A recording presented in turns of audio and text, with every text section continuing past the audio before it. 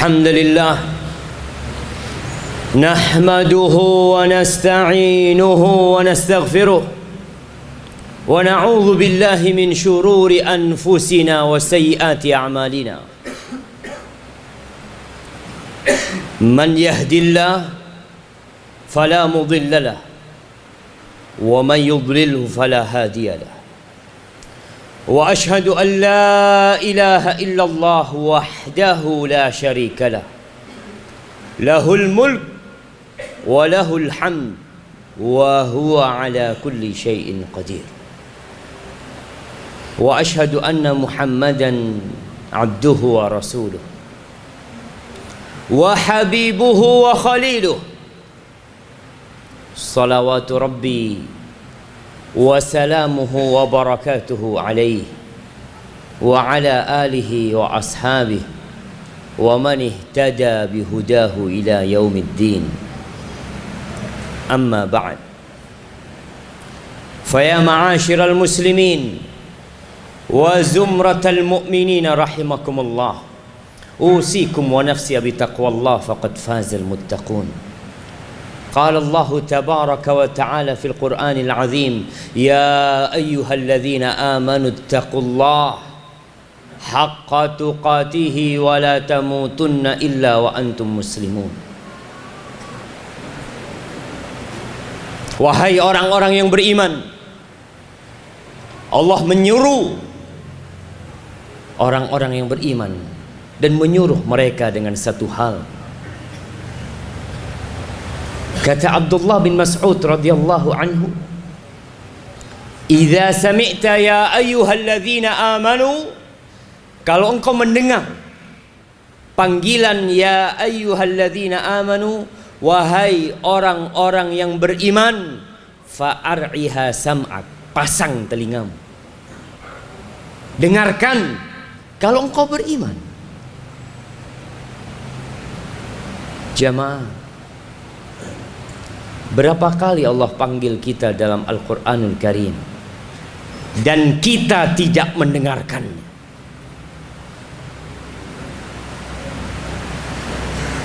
Di ayat ini Allah mengatakan ya ayyuhalladzina amanu taqullah, wahai orang-orang yang beriman, bertakwalah kalian kepada Allah haqqa tuqatihi, dengan sebenar-benarnya takwa. Oh, kita disuruh bertakwa. Sebuah ungkapan yang sering kita dengar. Disuruh bertakwa, disuruh bertakwa. Ahibbati fillah, surga itu hanya untuk orang-orang yang bertakwa. Kalau kita beramal sepanjang tahun tanpa takwa, rugi kita beramal. Engkau rukuk, engkau sujud, engkau berkorban, engkau bersedekah tanpa ada takwa di dirimu. Apa kata Allah? Innama yataqabbalullah minal muttaqin. Allah hanya menerima dari orang-orang yang bertakwa. Apa sih takwa? Laksanakan perintah dengan tidak banyak bertanya. Jauhi larangan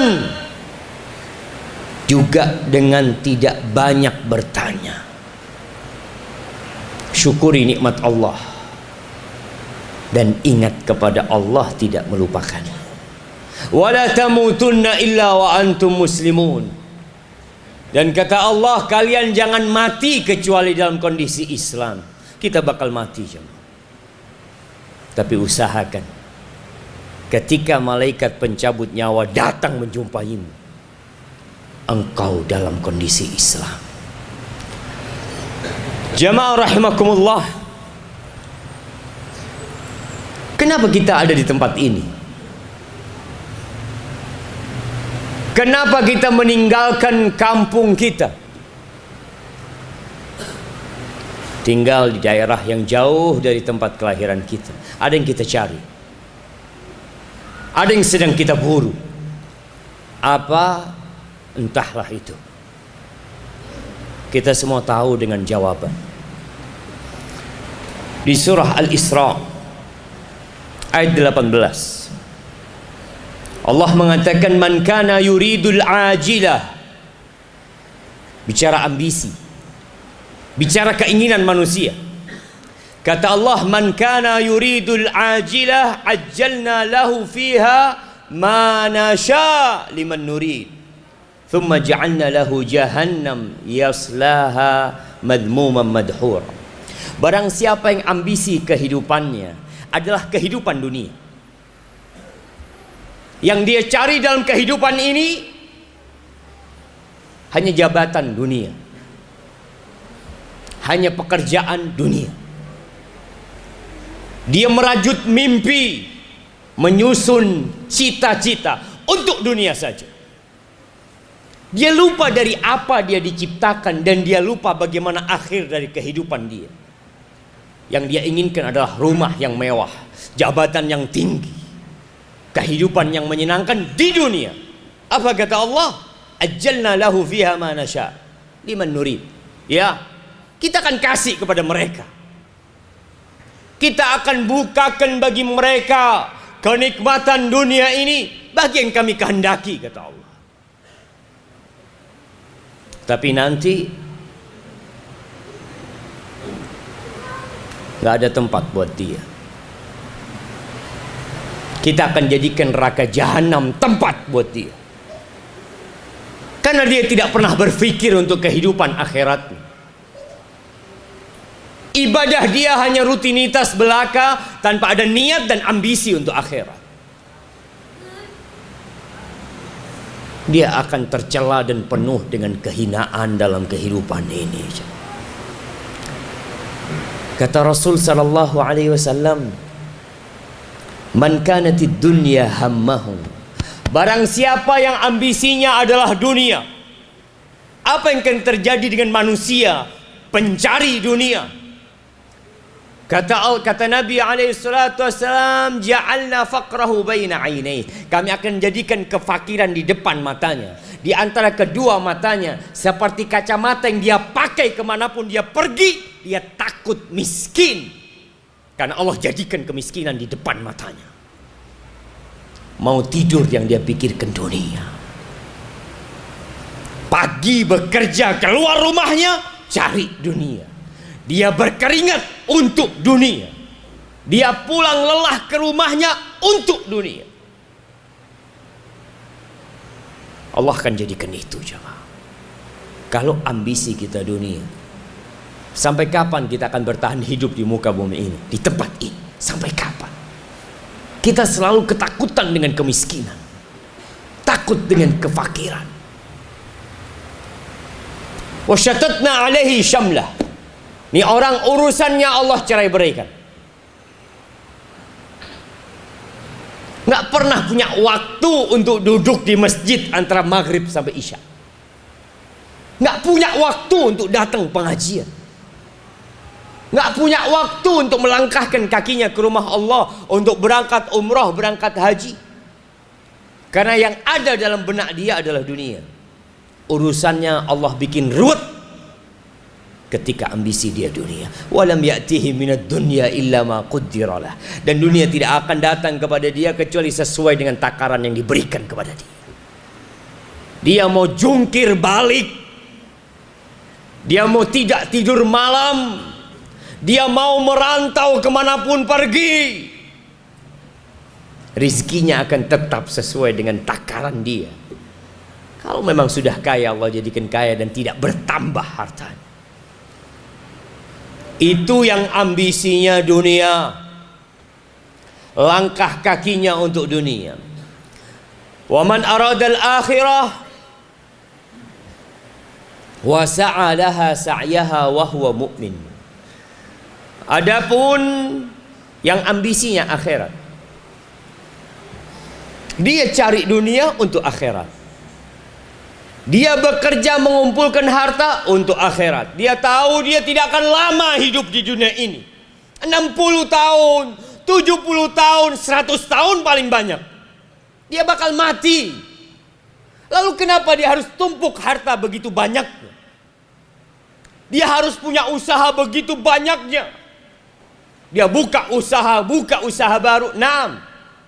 Dia tetap berusaha untuk jadi orang kaya, tapi ambisi dia akhirat. Dia nggak akan lama-lama hidup di dunia. Kita lihat orang-orang kaya mati dikubur. Ini orang tahu dia akan mati dan dikuburkan. Maka semua dasar usaha dia adalah akhirat. Wa sa'alaha sa'yaha, dan dia berusaha untuk menggapai akhirat dengan meniti jalannya Rasulullah sallallahu alaihi wasallam. Bukan beribadah semaunya, tapi dia beribadah dengan syariat Nabi Muhammad sallallahu alaihi wasallam. Wa huwa mu'min. Dia beriman. Dia mentauhidkan Allah Azza wa Jal. Dia tidak melakukan kesyirikan dalam usahanya, dalam kehidupannya. Dia bergantung kepada Rabbul Alamin. Apa yang Allah akan berikan? Faulaika kana sa'yuhum mashkura. Tuh orang-orang kayak gitu usahanya akan dibalas sama Allah Azza wa Jal. Karena ambisi dia adalah akhirat, jemaah. Sebagian orang di antara kita sholat pun untuk cari dunia, membaca Quran pun untuk cari dunia. Hati-hati. Urusan ambisi, urusan hati, dan Allah tahu dengan isi hati kita. Kullan numiddu haula'i wa haula'i min ata'i rabbik wa ma kana ata'u rabbika mahdhura. Kita lihat dalam kehidupan ini. Yang beriman Allah kasih rizki, yang tidak beriman Allah kasih rizki. Dunia ini nggak ada artinya, jamaah. Antum kumpulkan semua harta yang ada di kota ini. Kumpulkan semua uang yang ada di Papua. Kumpulkan semua emas yang ada di Papua. Kumpulkan jadi satu. Dan panggil orang-orang terpintar di dunia. Kumpulkan mereka di negeri ini. Suruh mereka bikin satu semut. Satu semut.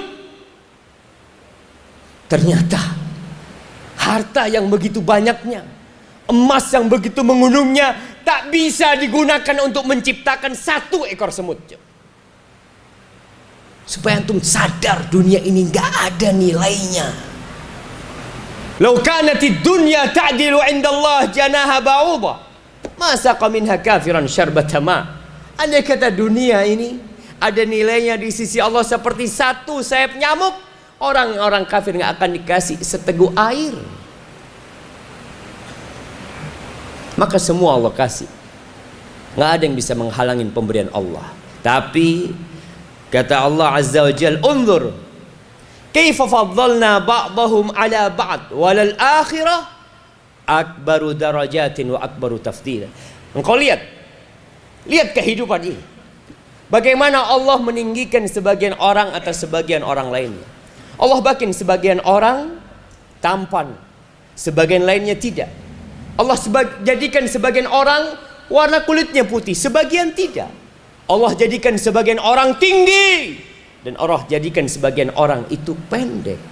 Allah jadikan sebagian orang itu kaya, yang sebagian miskin. Itu kehidupan dunia. Ada yang jadi pejabat, naik lagi jadi pejabat. Ada yang jadi rakyat jelata. Itu kehidupan dunia. Walal akhirah. Tapi engkau lihat akhirat. Perbedaan, perselisihan, derajat-derajat manusia, Allahu Akbar, itu lebih dahsyat dari kehidupan dunia. Kata Rasulullah sallallahu alaihi wasallam dalam hadis yang diriwayatkan Imam Bukhari dan Muslim, inna ahla darajatil ula la yarawna ahla illiyin. Nanti di surga ada orang-orang yang mendapatkan derajat yang tinggi. Mereka melihat orang yang derajatnya lebih tinggi, kama tarawna al-kaukab al-ghabir, sebagaimana kalian melihat yang namanya bintang di ufuk itu, jemaah. Itu perbedaan satu derajat dengan derajat yang lainnya. Di mana? Di akhirat, bukan di dunia. Dunia ini akan hancur lebur. Semua yang engkau bangun, semua yang engkau usahakan, semua yang engkau pegang akan menjadi debu yang berterbangan. Aqulu qawli hadza wa astaghfirullah li wa lakum wa lisairil mu'minin wal mu'minat fastaghfiruhu innahu huwal ghafurur rahim.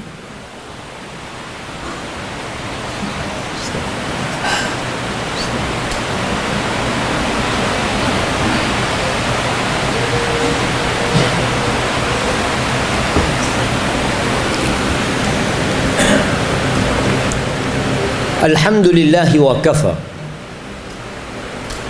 Wassalatu wassalamu ala nabiyil mustafa Muhammad ibn Abdullah wa ala alihi wa ashabihi wa man iqtafa, amma ba'd. Ma'asyiral muslimin rahimakumullah. Rasulullah sallallahu alaihi wasallam pernah suatu hari beliau tidur